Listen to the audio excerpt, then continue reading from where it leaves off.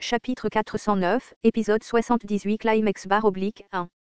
TL, le hanja, signifie littéralement « tourner tourner » de manière isolée, cependant, c'est en fait la troisième lettre du Kishotenketsu /Geiseung-Jong-Jiul, une structure narrative classique de la littérature d'Asie de l'Est. Cette lettre signifie « retournement » ou, dans un contexte plus moderne, « point culminant » du récit. Chaque muscle de mon corps me faisait mal comme si j'avais été complètement tabassé. Je m'étais évanoui pendant une seconde, mais j'ai repris conscience d'une manière ou d'une autre. J'ai vomi des fables et j'ai ouvert les yeux dans l'espace vide et noir de jet. Je ne pouvais rien voir à proximité, mais je savais déjà où j'étais. Indescriptible distance, te regarde. La distance indescriptible, également connue sous le nom de brume sans nom. J'ai rencontré le clone de ce type dans le 73e monde des démons. Avec rien d'autre que la force d'un clone, ce type a détruit mon monde des démons, et a continué à briser des constellations et des transcendants de niveau fable. Et j'étais là, juste dans la bouche d'une calamité que je souhaitais ardemment ne plus rencontrer. Kim Dok-jia pensa pour lui-même.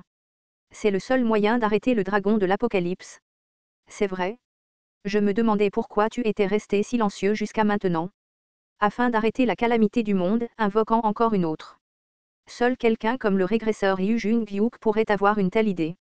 J'ai regardé les messages du quatrième mur flottant dans l'air et j'ai ri ironiquement. Même à ce moment-là, Kim Dok-jia devait simplement le faire. Les effets de la tempête des conséquences persistaient encore dans mon voisinage. Vous avez déformé beaucoup trop de probabilités.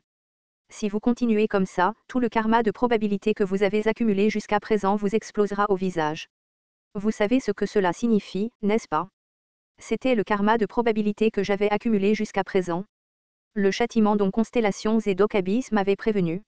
Il n'y a pas de fable où quelque chose de précieux n'ait pas été perdu. Chaque grande et grande fable trouvée dans Starstream était une histoire de perte.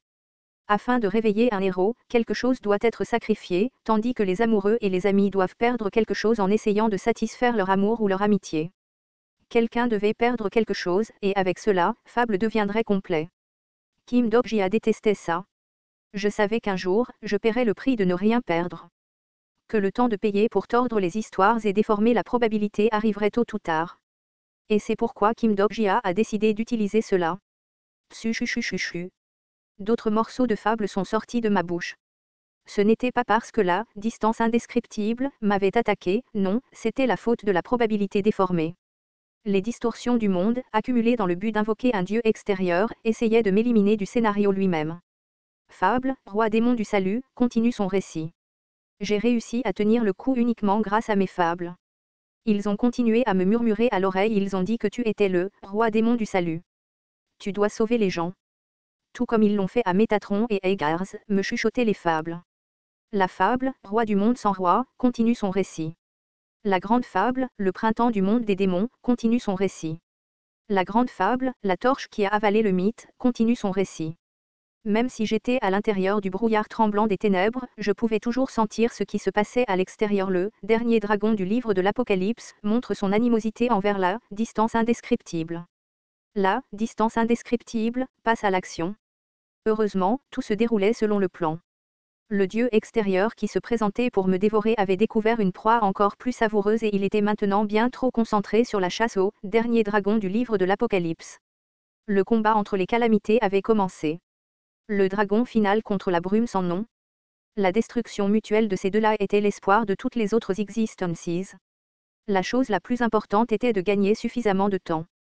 Français, assez de temps pour que les constellations se réorganisent, pour que ces maudites étoiles reforment les nébuleuses dignes de leur noble titre. Les dommages à votre corps d'incarnation sont critiques. Le statut d'existence indescriptible ronge votre contexte de modificateur. L'unité entre les fables s'affaiblit. Starstream est abasourdi par votre extraordinaire exploit.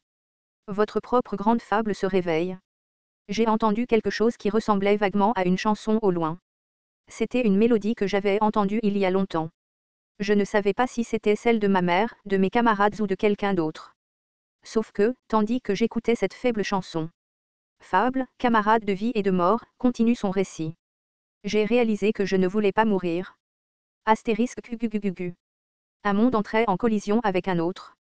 Kim Dok-jia, complètement exposé à l'onde de choc du dragon de l'Apocalypse, fut englouti par le brouillard noir de jet des ténèbres. Et maintenant, ce n'était plus lui qui devait faire face à l'onde de choc, mais à cet horrible dieu extérieur. Les deux puissances nées du chaos entrèrent en collision, et tout ce qui se trouvait à proximité fut aspiré dans le néant. Constellation, gardien du mandala, Alet. Heureusement, le lieu de collision était beaucoup plus éloigné qu'il n'y paraissait, de sorte que les compagnons encore au sol furent épargnés. Le teint de la plupart des constellations était incroyablement mauvais après avoir été témoin à la fois du dragon de l'Apocalypse et d'un dieu extérieur.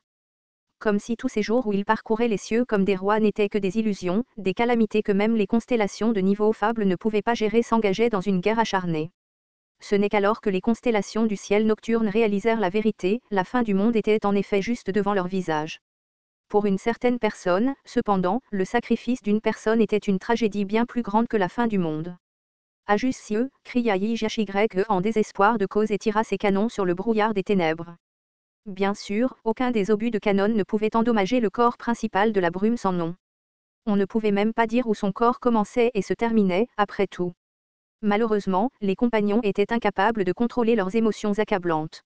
Non, non, non, cria Shin-Yu par intermittence comme si elle avait été atteinte d'une maladie consistant à répéter exactement les mêmes mots. Et comme si cela résonnait avec ses émotions, le dragon chimère cracha un souffle après l'autre dans les airs. Les yeux de Yijiliong debout à côté d'eux étaient à moitié flous. Alors que tout son corps tremblait, une aura démoniaque inquiétante commença à suinter de lui. Contra. Je vais. Je ne vais pas. Et devant ces trois-là, trois autres s'avancèrent. Face à la terrible calamité qu'ils redoutaient depuis le début, chacun des compagnons perdit son raisonnement à sa manière. Certains se laissèrent aller, tombant dans un flot d'émotions, tandis que d'autres parvinrent à s'accrocher à leur raisonnement brisé d'une manière élaborée. Yu Jung-gyuk libéra sa forme transcandée.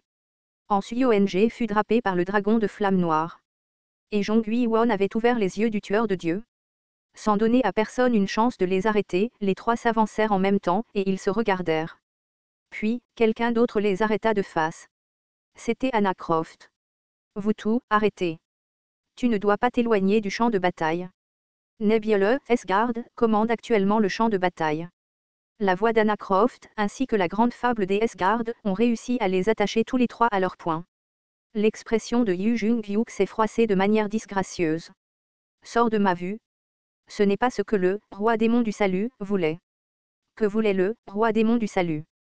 Le bras gauche de Han Suyong était illuminé de flammes noires comme s'il n'y avait plus besoin d'écouter ici. Anna Croft a rapidement parlé. J'ai commencé à voir des morceaux du futur. Les fables coulaient maintenant dans son œil du grand démon. Il se peut que ce soit parce qu'il l'a vraiment fait. Anna Croft semblait véritablement impressionnée. Elle regarda la bataille féroce des deux calamités se déroulant dans le ciel lointain et parla. Pour sauver ce monde, il a vraiment. Bon Dieu. Qui se soucie de sauver le monde et tout ça? Nous voulons. Son sacrifice est vraiment noble. Tu ne comprends pas ce que cela signifie. Tu ferais mieux de la fermer. Ensuite poussa un cri de joie. Son aura effrayante réussit à faire taire momentanément Anna Croft. Pourquoi Kim Dok-jia devrait-il sauver ce monde? Pourquoi ce bâtard devrait-il se sacrifier pour une perte de temps aussi stupide? Ce monde en vaut-il même la peine d'être sauvé? Sa voix se brisait de colère. C'était une voix appartenant à quelqu'un qui avait réprimé sa rage encore et encore. La prophétesse regarda ce visage, écouta cette voix et se rappela une histoire de son passé. Le roi démon du salut a aussi dit la même chose autrefois. Il faut d'abord attendre pour voir si ce monde mérite d'être protégé ou non. Était-ce à l'époque de l'association des gourmets? Le roi démon du salut lui avait dit cela un jour. Anna Croft savait très bien ce qu'il voulait dire à l'époque. Ce monde était gouverné par les Dok Abyss et les constellations. Elle aussi avait créé Zarathustra pour changer ce monde, après tout. Anna Croft leva la tête et regarda à nouveau le ciel. Même en tant que prophétesse, elle ne pouvait pas dire s'il posait toujours cette question à ce monde. Cependant, il est là-bas en ce moment. Certaines fables ne devaient pas être prouvées par des mots, mais par des actions. Il vous a rencontré dans ce monde, n'est-ce pas? Pour la première fois, les expressions des trois se changèrent en quelque chose d'assez similaire après l'avoir entendu. Anna Croft continua d'un ton de voix prudent. S'il vous plaît, ayez foi en moi, le prophète. Nous devons économiser nos forces, puis viser le moment où les deux calamités se battront et s'autodétruiront. Ce n'est qu'alors que notre survie sera garantie. Prophète? Tu penses être le seul à pouvoir prédire l'avenir? C'est à ce moment-là qu'Anna Croft réalisa quelque chose. Les environs de Han Suyong débordaient de la fable du plagiat prédictif. Le régresseur Yu Jung-hyuk étudiait et observait la situation sans repos à travers son œil du sage en attendant. Ce n'était pas seulement le prophète qui pouvait prédire l'avenir. Ces deux-là possédaient également une perspicacité bien supérieure aux autres lorsqu'il s'agissait de lire les événements futurs. Même alors, ils ont quand même choisi de sauver Kim Dok-jia. Jong Hui-won a dégainé son épée et a parlé. Je ne sais rien de l'avenir. Cependant, je sais ceci. Tu as dit que tu voulais sauver ce monde ? C'est la même chose pour moi aussi.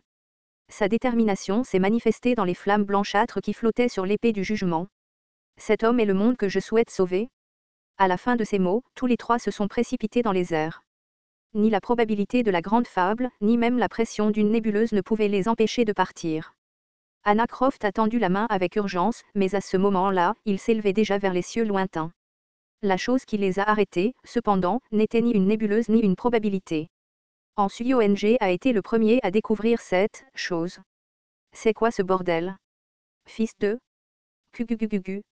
L'équilibre des cieux s'effondrait sous la bataille continue des deux calamités.